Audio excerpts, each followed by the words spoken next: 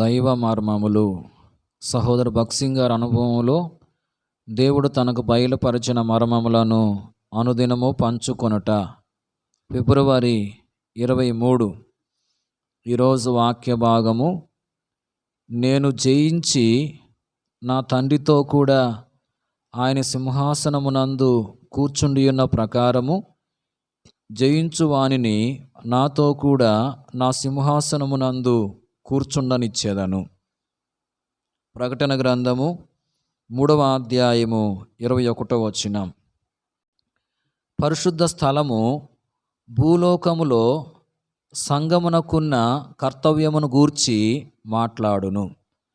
అతి పరిశుద్ధ స్థలము సంగమునకున్న పరలోకపు కర్తవ్యమును చూపును. ఇది క్రీస్తు సంగమునకున్న రెండంతల బాధ్యత. మనము ఈ లోకములో కొన్ని బాధ్యతలను నిర్వహించవలెను. అదే సమయంలో పరలోక సంబంధమైన బాధ్యతలు కూడా మనకు కలవు.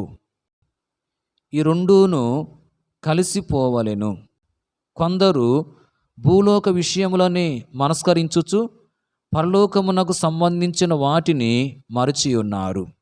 మరికొందరు పరలోక సంగతుల యందే పనిగలిగి భూలోక సంగతులను మరచి ఉన్నారు.